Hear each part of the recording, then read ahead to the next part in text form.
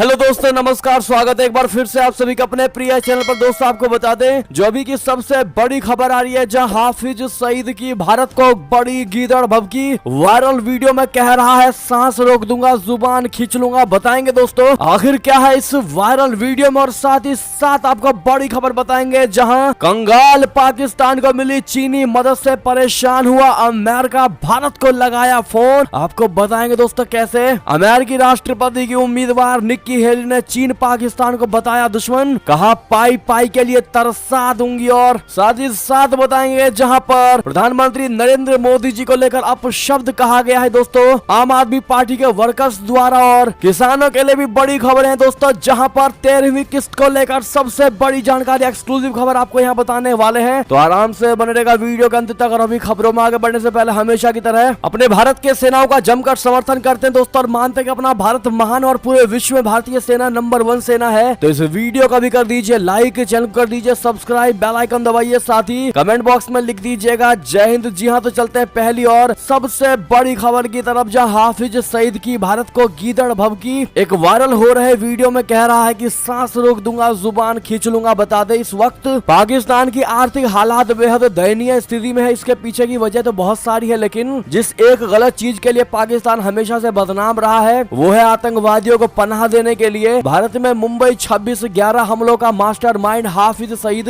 हमेशा से भारत के लिए नापाक इरादों की साजिश रचने में लगा रहता है। पाकिस्तान ने इस आतंकी को पनाह दे रखी है। अब हाल ही में आतंकी संगठन लश्कर तैयबा के सरगना हाफिज सईद का एक वीडियो सामने आया है, जिसमें वो खुलेआम भारत के प्रधानमंत्री नरेंद्र मोदी जी को धमकी देते नजर आ रहा है। हाफिज सईद के वीडियो में वो साफ तौर पर दुनिया के सबसे प्रभावशाली नेताओं में शामिल पीएम मोदी को पाकिस्तान का पानी रोकने के लिए सांस रोकने की धमकी दे रहा है। वो ये कहते हुए नजर आ रहे हैं कि तुम ढाका में यूनिवर्सिटी में खड़े होकर कह रहे हो कि तुमने पाकिस्तान को तोड़ा है, बांग्लादेश बनाया है। हाफिज सईद ने कहा कि मैं चुप नहीं रहूंगा और तुम्हारी यानी पीएम मोदी की जुबान खींच कर रहेंगे। हालांकि इस वीडियो के बारे में ये नहीं कहा जा सकता है कि ये बात कौन पाकिस्तान के किस जगह से बोली जा रही है, लेकिन इतना तय है कि पाकिस्तान का आतंकवाद से जुड़ा असली चेहरा दुनिया के सामने आ गया है। हाल ही में पाकिस्तान के एक कार्यक्रम में भारत के फेमस गीतकार जावेद अख्तर शिरकत करने गए थे, जिसमें उन्होंने मुंबई टेरर अटैक की बात करते हुए पाकिस्तान में खुलेआम घूम रहे आतंकियों के बारे में जिक्र भी किया। पिछले साल 9 अप्रैल को पाकिस्तान की एक अदालत ने हाफिज सईद को साल 2008 में हुए मुंबई हमले का दोषी करार देते हुए 31 साल की सजा सुनाई थी। पाकिस्तान को साल 2018 में FATF के ग्रे लिस्ट से बाहर किया गया था, लेकिन ऐसी धमकी भरी वीडियो के सामने आने के बाद पाकिस्तान के लिए संकट पैदा कर सकती है। अब ऐसे में दोस्तों सबसे पहले तो आप लोग पाकिस्तान को क्या कहना चाहेंगे, जो अब गरीबी में जा चुका है, जिसका हालत दोस्तों बिल्कुल खस्ता हो चुका है, गहराई में इतना चला गया है कि वो उबरने में 7 जन्म भी कम पड़ जाएंगे। लेकिन दोस्तों जिस प्रकार से उसने आतंकवादी को पाल रखा है, जो कि भारत के लिए इतना बड़ा आतंकवादी, ऐसे में आपकी जो भी निजी राय है उस पर बताइएगा जरूर। और साथ ही साथ दोस्तों जो उसने बयान दिया है भारत को लेकर, खास करके प्रधानमंत्री नरेंद्र मोदी जी को लेकर, क्या कहना चाहेंगे आप लोग, क्या जवाब देना चाहेंगे, लिखना मत भूलिएगा। साथ ही साथ लॉन्ग लिव मोदी जी जरूर कहिएगा, आप सभी से रिक्वेस्ट। और साथ ही जिन्होंने तक वीडियो को शेयर नहीं किया वो सब फेसबुक पर काफी ज्यादा शेयर कर दीजिएगा। चलते हैं अगली बड़ी खबर की तरफ, जहां कंगाल पाकिस्तान को मिली चीनी मदद से परेशान हुआ अमेरिका, भारत को लगाया फोन। बता दें कंगाल पाकिस्तान की मदद के लिए उसके दोस्तों ने मदद का हाथ आगे बढ़ाया है। इसी कड़ी में चीन ने पाकिस्तान को $70 करोड़ का फंड दिया है, लेकिन चीन की इस मदद से अमेरिका परेशान नजर आ रहा है। अमेरिकी विदेश मंत्रालय के एक वरिष्ठ अधिकारी ने कहा है कि अमेरिका को इस बात की गहरी चिंता है कि चीन की ओर से भारत के निकटवर्ती पड़ोसी देशों पाकिस्तान और श्रीलंका को दिए जा रहे कर्ज के बदले बलपूर्वक लाभ लिया जा सकता है। दक्षिण और मध्य एशियाई मामलों के सहायक विदेश मंत्री डोनाल्ड लू ने विदेश मंत्री एंटनी ब्लिंकन की भारत यात्रा से पहले पत्रकारों से कहा कि हम इस बात को लेकर बहुत चिंतित है कि भारत के निकटवर्ती देशों को दिए जा रहे चीनी लोन का दुरुपयोग किया जा सकता है। ब्लिंकन 1 से 3 मार्च तक 3 दिवसीय आधिकारिक यात्रा पर नई दिल्ली जा रहे हैं। लू ने कहा है कि अमेरिका इस क्षेत्र के देशों से बात कर रहा है कि वे अपने फैसले खुद लें और किसी बाहरी साझेदार के दबाव में न आए। जी हाँ, लू ने कहा कि हम भारत से बात कर रहे हैं, इस क्षेत्र के देशों से बात कर रहे हैं कि कैसे हम उन देशों को खुद के निर्णय लेने में मदद कर सकते हैं। इन फैसलों में चीन का हस्तक्षेप नहीं होना चाहिए। इससे पहले पाकिस्तान के वित्त मंत्री इशाक डार ने घोषणा की है कि चीन विकास बैंक CDB के बोर्ड ने देश को $170 करोड़ अमेरिकी डॉलर के कर्ज को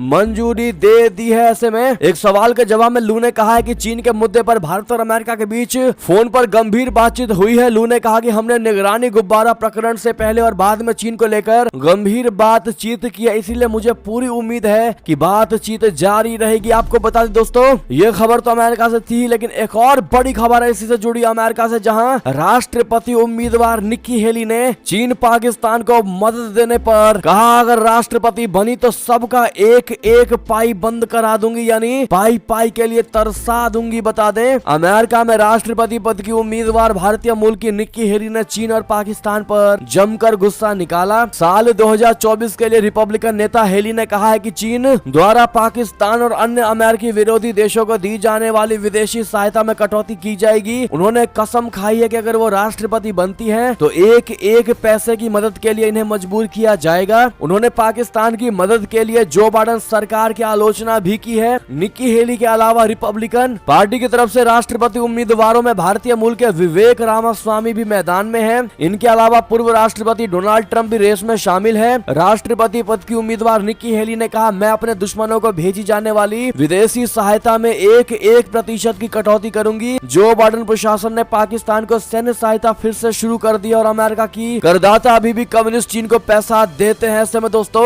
निक्की हेली ने बहुत बड़ी चेतावनी दी है अपने दुश्मन देशों को, खास करके चीन, पाकिस्तान और भी कईयों को। ऐसे में दोस्तों, निक्की हेली के इन बातों को लेकर आपकी क्या राय होगी दोस्तों? डोनाल्ड ट्रंप की सरकार बेहतर थी या जो बाइडेन की सरकार बेहतर है? क्या कहते हैं आप लोग? इस पर जवाब जरूर दीजिएगा कमेंट में, और वीडियो को लाइक करना मत भूलेगा जिन्होंने अभी तक लाइक नहीं किया है। चलते हैं एक और खबर की तरफ, जहां फिर एक बार महबूबा मुफ्ती भड़कती दिखाई दी है दोस्तों, और कह दिया है कि ये हरकतें सरकार की नाकामी को दर्शाती है। जी हां, कश्मीरी पंडित की हत्या पर घाटी के नेता का बयान। बता दें, जम्मू कश्मीर में कश्मीरी पंडितों की हत्या के मामले में कमी नहीं आ रही और अब पुलवामा जिले में कश्मीरी पंडित समुदाय के एक व्यक्ति की गोली मारकर हत्या कर दी गई। पुलिस ने बताया है कि पीड़ित की पहचान दक्षिण कश्मीर के जिले में अचन इलाके के निवासी 40 वर्षीय संजय शर्मा के रूप में हुई है। इस हत्या पर घाटी के सभी बड़े नेताओं ने दुख जताया और आतंकियों की इस कायराना हरकत की निंदा की है। जम्मू कश्मीर के पूर्व सीएम उमर अब्दुल्ला ने ट्वीट करके कहा है कि दक्षिण कश्मीर के पुलवामा जिले के अचन के संजय पंडित के निधन की खबर सुनकर गहरा दुख हुआ। संजय एक बैंक सुरक्षा गार्ड के रूप में काम कर रहे थे और कल सुबह एक आतंकवादी हमले में मारे गए। मैं इस हमले की निंदा करता हूं और उनके प्रियजनों के प्रति संवेदना व्यक्त करता हूं। ऐसे में दोस्तों, महबूबा मुफ्ती भी पीछे नहीं रही और महबूबा मुफ्ती ने कहा कि हरियाणा हो या कश्मीर, इन घटनाओं से बीजेपी को ही फायदा होता है। बीजेपी यहाँ अल्पसंख्यकों की जान की रक्षा करने में विफल रही। वे घाटी में सामान्य स्थिति दिखाने के लिए केवल अल्पसंख्यकों का इस्तेमाल करती है। बीजेपी इस तरह की घटनाओं का इस्तेमाल देश में मुसलमानों की छवि खराब करने के लिए करती है। मैं इस कृत्य की निंदा करता हूँ। ये कश्मीरी लोगों का व्यवहार नहीं है, ये सभी हरकतें सरकार की नाकामी को दर्शाती है। बहरहाल दोस्तों, अब तक का रिकॉर्ड है, महबूबा मुफ्ती ने जब भी मुंह खोला है दोस्तों, केंद्र सरकार खास करके मोदी सरकार की आलोचना जरूर की है। और ऐसा अब तो ये लगता है दोस्तों कि महबूबा मुफ्ती मोदी सरकार के खिलाफ अगर ना बोले तो शायद उनको और उनका पेट नहीं पचने वाला। बहरहाल दोस्तों, आपकी इस पर क्या निजी राय होगी कमेंट में लिखकर अवश्य बताइएगा। महबूबा मुफ्ती को लेकर बात करते हैं एक और बड़ी खबर की तरफ, जहां युद्ध रोकने के लिए किसी भी शांति प्रक्रिया में शामिल होने को है तैयार पीएम मोदी जी का बड़ा बयान। बता दें, जर्मन चांसलर ओलाफ शोल्ज 2 दिवसीय भारत दौरे पर हैं, जहां पर उन्होंने राष्ट्रपति द्रौपदी मुर्मू और पीएम नरेंद्र मोदी जी से मुलाकात की। इस दौरान पीएम नरेंद्र मोदी जी ने अपनी पूर्व बातों को दोहराते हुए कहा कि भारत शुरू से ही विवाद को हल करने के लिए बातचीत और कूटनीति की मांग करता है और अपने पूर्व के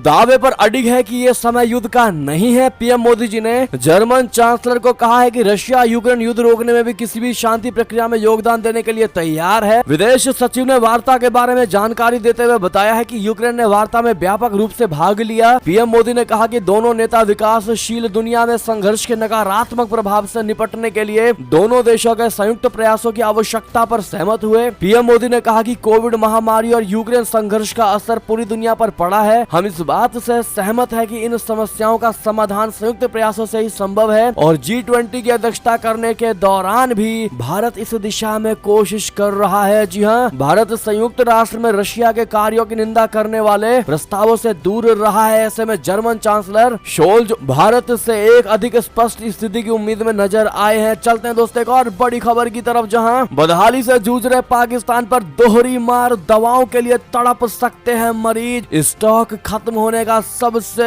बड़ा खतरा। जी हाँ, आर्थिक संकट से जूझ रहे पाकिस्तान की जनता पर अब दोहरी मार पड़ने वाली है। आतंकवाद की राह पर चलकर पाकिस्तान पूरी तरह से कंगाल हो चुका है। दो रोटियों के लिए तरस रही पाकिस्तान की जनता बिना दवाओं के तड़पने की कगार पर है। मुल्क में दवाइयों का स्टॉक खत्म होने वाला है। पाकिस्तानी मीडिया रिपोर्टों के अनुसार ऑपरेशन थिएटरों में दिल, कैंसर और किडनी सहित संवेदनशील सर्जरी के लिए आवश्यक एनेस्थेटिक्स के 2 सप्ताह के स्टॉक से भी कम बचा हुआ है। दरअसल पड़ोसी मुल्क में विदेशी मुद्रा भंडार की कमी ने आवश्यक दवाओं या दवा निर्माण की सामग्री को प्रभावित कर दिया है दोस्तों। अब ऐसे में जब दवाओं की कमी हो जाएगी तब पाकिस्तान दोस्तों कहां का रह जाएगा वो देखने वाला होगा। बहरहाल अभी भी वक्त है, पाकिस्तान को संभल जाना चाहिए और आतंकवाद को पूरे तरीके से नष्ट करके एक शांति का माहौल बनाना चाहिए ताकि हर कोई इसका समर्थन कर सके। बहरहाल दोस्तों क्या लगता है आपको, क्या अंतिम सांस तक भी पाकिस्तान आतंकवाद को खत्म करेगा दोस्तों या पाले रखेगा? जो भी आपकी राय हो लिखना मत भूलिएगा। बात करते हैं एक और बड़ी खबर की तरफ, जहां विकासशील देशों के 5000 सैनिकों को ट्रेनिंग देने वाला है चीन। आखिर शी जिनपिंग सरकार ने क्यों किया ये बड़ा ऐलान, बता दे। चीन की सेना आने वाले 5 वर्षों में विकासशील देशों के 5000 सैनिकों को ट्रेनिंग देने की तैयारी कर रहा है। इसकी घोषणा शी जिनपिंग की सरकार ने की है और इसका मकसद इन देशों की साझा आवश्यकताएं बताई जा रही हैं, जिसमें साइबर सिक्योरिटी और आतंकवाद विरोधी अभियान शामिल है। लेकिन दोस्तों जब मामला चीन का आ जाता है तो अक्सर उनका सामने से दिख रहा उद्देश्य और असल वजह में बहुत अंतर होने की आशंका रहती है। इसीलिए चीन के इस रवैये को लेकर कुछ और भी इरादा होने की आशंका से इनकार नहीं किया जा सकता। जी हाँ, चीन ने विकासशील देशों के 5000 सैनिकों को ट्रेनिंग देने का जो ऐलान किया है, ये ट्रेनिंग अगले 5 वर्षों में दी जाने वाली है। साउथ चाइना मॉर्निंग पोस्ट की एक रिपोर्ट के मुताबिक शी जिनपिंग की सरकार आतंकवाद, साइबर घोटाले जैसी समस्याओं से निपटना चाहती है और उसी को नजर में रखते हुए चीन ने ऐसी घोषणा की है। बहरहाल दोस्तों चीन जो दिखाता है असल में वो होता नहीं है। इसके पीछे दूसरा भी सबसे बड़ा कारण हो सकता है। आप क्या कहते हैं दोस्तों, इसके पीछे दूसरा सबसे बड़ा कारण आपको सबसे पहले क्या लगता है, कमेंट में जरूर लिखिएगा। देखते हैं क्या कहती है भारत की जनता। साथ ही साथ बता दें, जहां तुर्की को बर्बाद करने वाले बिल्डरों पर एक्शन जारी, अब तक 184 बिल्डर गिरफ्तार। एर्दोगन की पार्टी का मेयर भी लिया गया शिकंजे में। जी हाँ, तुर्की भूकंप से बर्बाद हो चुका है। तुर्की और सीरिया में मरने वालों की संख्या 50,000 को भी पार कर गई है। तुर्की में 5 लाख से भी अधिक अपार्टमेंट समेत 1,73,000 इमारतें तेज भूकंप में ताश के पत्तों की तरह ढह गई। ऐसे में अब तुर्की की सरकार एक्शन में आ गई है। यहाँ घटिया इमारतें बनाने वाले बिल्डर ठेकेदारों के खिलाफ एक्शन शुरू हो गया है। अब तक 184 लोगों को गिरफ्तार किया गया है। तुर्की के न्याय मंत्री बेकीर बोजदाग ने कहा कि इस महीने के भूकंपों में इमारतों को ढहने के लिए जिम्मेदार होने के संदेह में 184 लोगों को गिरफ्तार किया है और जांच का दायरा बढ़ाया जा रहा है। बात करें एक और खबर की, जहां रूस ने पोलैंड की तेल आपूर्ति रोक दी। जी हां, यूक्रेन को लेपर्ड टैंक पर लिया बड़ा फैसला। बता दे, रशिया यूक्रेन के बीच जंग शुरू हुए 1 साल से अधिक हो चुके हैं। इस बीच रशिया ने अब पोलैंड के लिए पाइपलाइन से तेल की आपूर्ति रोक दी है। पोलिश रिफाइनर PKN ओरलेन के मुख्य कार्यकारी ने शनिवार को कहा है कि रशिया ने द्रुजबा पाइपलाइन के माध्यम से पोलैंड को तेल की आपूर्ति रोक दी है। PKN ओरलेन ने कहा कि कंपनी अंतर को भरने के लिए वैकल्पिक स्रोतों को तलाश रही है। आपको बता दें कि रशिया का ये एक्शन जवाबी कार्रवाई माना जा रहा है, क्योंकि एक दिन पहले ही पोलैंड ने रशिया की मदद करने के लिए अपना लेपर्ड टैंक भेजा है। हालांकि पोलैंड ने इसे चिंताजनक नहीं कहा है। कंपनी PKN ओरलेन के मुख्य कार्यकारी अधिकारी डेनियल ऑब्जटेक ने कहा कि हम आपूर्ति को प्रभावी ढंग से सुरक्षित कर रहे हैं। साथ ही साथ आपको बड़ी खबर बता दें, जहां नेपाल में कभी भी गिर सकती है PM प्रचंड की सरकार। RPP ने की समर्थन वापसी की घोषणा। जी हां, नेपाल में 7 पार्टियों के सत्तारूढ़ गठबंधन में एक प्रमुख भागीदार राष्ट्रीय प्रजातंत्र पार्टी यानी RPP ने राजनीतिक समीकरण में बदलाव का हवाला देते हुए प्रधानमंत्री पुष्प कमल दहल प्रचंड के नेतृत्व वाली सरकार से अपना समर्थन वापस लेने का फैसला किया है। गठबंधन सरकार का हिस्सा रहे RPP के 4 मंत्रियों ने शनिवार को प्रचंड को अपना इस्तीफा सौंप दिया था। इनमें पार्टी के अध्यक्ष और उप प्रधानमंत्री एवं ऊर्जा मंत्री राजेंद्र लिंगदेन शामिल है। काठमांडू पोस्ट की खबर के मुताबिक शनिवार को पार्टी की केंद्रीय कार्यकारी समिति और सांसदों की एक संयुक्त बैठक में प्रचंड के नेतृत्व वाली सरकार और प्रांतीय सरकारों से अपना समर्थन वापस लेने का फैसला किया है। इससे पहले राष्ट्रीय राष्ट्रीय स्वतंत्र पार्टी यानी आरएसपी के मंत्री भी इस्तीफा दे चुके हैं और प्रचंड से अनबन चल रही है। ऐसे में प्रचंड की सरकार की मुश्किलें बढ़ गई है। जी हाँ दोस्तों, बात करें एक और बड़ी खबर की, जहां पैसा बन रहा है चीन और पाकिस्तान के बीच दोस्ती में दरार की वजह विशेषज्ञों ने जताई रिश्तों को लेकर बड़ी आशंका। बता दें, चीन पाकिस्तान आर्थिक गलियारा यानी सीपीईसी 2013 में शुरू हुआ था। इस पर अब तक 62 अरब डॉलर खर्च किए जा चुके हैं, लेकिन कर्ज में डूबा पाकिस्तान पुराने कर्ज चुकाने को और कर्ज के लिए इधर उधर भटक रहा है। पाकिस्तानी परमाणु भौतिक विज्ञानी और कार्यकर्ता परवेज हुड भाई ने डॉन में लिखा है कि पाकिस्तान चीन दोस्ती के अटूट बंधन तनाव में है। उन्होंने कहा कि अधिकांश आईपीपी सौदों को एक घोटाला माना जाता है, इसीलिए चीनी कंपनियों को कर छूट है। चीन से शुल्क मुक्त आयात के कई स्थानीय निर्माताओं को दिवालियापन के लिए प्रेरित किया है। पाकिस्तान के लिए मार्शल योजना के रूप में सीपीईसी की बकवास है। युद्ध से यूरोप बर्बाद हो गया था, लेकिन पाकिस्तान अपने ही कामों के कारण घुटनों के बल पर गिर गया है। जी हाँ, आईएमएफ के आंकड़ों के मुताबिक चीन के पास पाकिस्तान के 126 अरब डॉलर के कुल बाहरी विदेशी कर्ज का करीब 30 अरब डॉलर है। हुड बॉय ने कहा कि ये उसके आईएमएफ कर्ज यानी 7.8 अरब डॉलर का 3 गुना है, जो विश्व बैंक व एशियाई विकास बैंक के संयुक्त उधार से अधिक है। ऐसे में दोस्तों, चीन पाकिस्तान आर्थिक गलियारा शुरू हुआ था चाइना और पाकिस्तान के बीच संबंध को स्थापित करने के लिए, रास्ते को बनाने के लिए, लेकिन दोस्तों पाकिस्तान ने उस रास्ते को बनाने के लिए 60 अरब डॉलर का कर्ज लिया और वो रास्ता अभी बहुत अधूरा है। अधूरा 50% क्या दोस्तों, 30% भी नहीं बना है और अभी वो उसका कर्ज चुका रहा है। लेकिन अभी उस परियोजना को बनाने के लिए और पैसे की आवश्यकता है, लेकिन 60 डॉलर में भी वो अभी तक कंप्लीट नहीं हुआ। ऐसे में दोस्तों पाकिस्तान कर्ज के जाल में और ज्यादा फंसता चला गया है। दोस्तों इस पर आपकी जो भी निजी राय हो कमेंट में लिखकर अवश्य बताइएगा। लेकिन एक चीज तो सच्चा है दोस्तों कि पाकिस्तान ने भारत के खिलाफ जितनी साजिशें रची है दोस्तों, साथ भारत के लिए हमेशा बुरा सोचा है, अब खुद पाकिस्तान के साथ ऑटोमेटिकली बुरा हो रहा है। ऐसे में मोदी है तो मुमकिन है, कमेंट में लिखना मत भूलिएगा। आप लोग चलते हैं एक और खबर की तरफ, जहां चीन जाकर शी जिनपिंग से रशिया और यूक्रेन की जंग रुकवाने की रिक्वेस्ट करेंगे फ्रांस के राष्ट्रपति मैक्रोन। जी हाँ, फ्रांस के राष्ट्रपति इमैनुअल मैक्रोन मार्च के महीने में भारत का दौरा कर सकते हैं। जो खबरें आ रही है कि उसके मुताबिक अप्रैल में यानी भारत दौरे के बाद मैक्रोन चीन जाएंगे। मैक्रोन ने शनिवार को खुद अपने चीन दौरे के बारे में जानकारी दी। साथ ही साथ उन्होंने अपील की है कि चीन को रशिया से यूक्रेन में जारी जंग खत्म करने के लिए कहना चाहिए। चीन की तरफ से शुक्रवार को एक पीस प्लान जारी किया गया है। रशिया और यूक्रेन की जंग में चीन ने अभी तक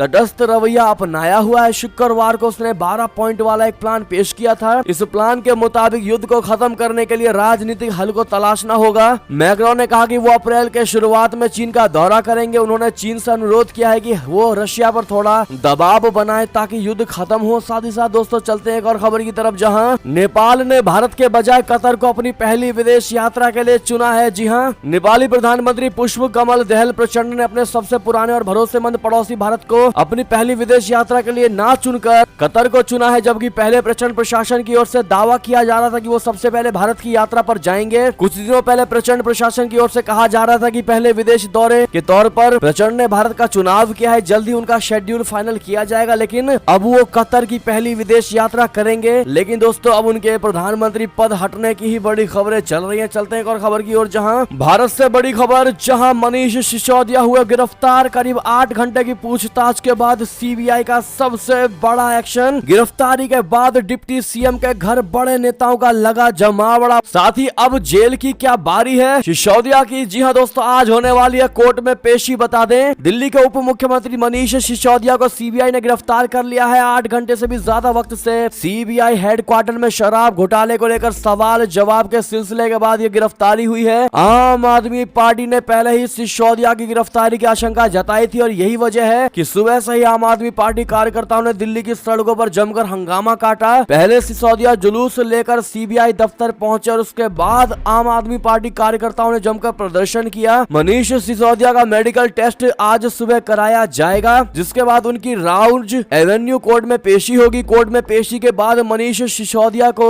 जेल होती है या नहीं वो आज तय हो जाएगा। गिरफ्तारी के बाद सिसोदिया के घर पर बड़े बड़े नेताओं का पहुंचना शुरू हो गया है। सीएम अरविंद केजरीवाल, पंजाब के सीएम भगवंत मान और आम आदमी पार्टी के सभी सांसदों का जमावड़ा लगा है। तो वहीं मनीष सिसोदिया की गिरफ्तारी पर बोलते हुए पंजाब के मुख्यमंत्री भगवंत मान ने कहा कि बीजेपी खिलाफ जो भी कुछ भी बोलेगा या फिर सच्चाई पर रहेगा तो उसके साथ यही हश्र होगा। दिल्ली की तरक्की कराने वालों को ये जेल में भेजेंगे। आम आदमी पार्टी आंदोलन से निकली हुई पार्टी है, ये डरने वाली नहीं। जी हाँ, बहरहाल दोस्तों मनीष सिसोदिया की गिरफ्तारी को लेकर आपकी क्या राय होने वाली है बताइएगा जरूर। लेकिन दोस्तों सबसे बड़ी बात और सबसे बड़ी खबर ये है कि सिसोदिया के गिरफ्तारी से भड़कते हुए आम आदमी पार्टी के वर्कर्स ने कहा है अपना आपा खोते हुए कि मोदी मर गया, हाय हाय। जी हाँ दोस्तों, जिन शब्दों को बोलने में भी हमें शर्म महसूस हो रही है दोस्तों, बुरा लग रहा है, वैसे वैसे वर्ड आम आदमी पार्टी के कार्यकर्ताओं द्वारा बोला गया है कि मोदी मर गया जैसा विवादित नारा लगाया गया है। पीएम मोदी के खिलाफ लगाए गए इस नारे के बाद अब बीजेपी भड़क गई है। भाजपा के राष्ट्रीय प्रवक्ता संबित पात्रा ने जवाब देते हुए कहा कि आज आम आदमी पार्टी ने दुर्भाग्यपूर्ण शब्द मर जा मोदी शब्द का इस्तेमाल किया। वो क्या दिखाना चाहते हैं? क्या ये आपकी भ्रष्टाचार छिपाने के लिए है? इससे पहले कांग्रेस ने पीएम के खिलाफ अब शब्दों का इस्तेमाल किया था और ये सच में काफी दुर्भाग्यपूर्ण है। आपको बता दें दोस्तों कि खड़गे ने भी प्रधानमंत्री मोदी जी पर आपत्तिजनक बयान देते हुए कहा कि तेरी 56 इंच की छाती का क्या करें। जी हाँ, खड़गे ने पीएम मोदी जी के लिए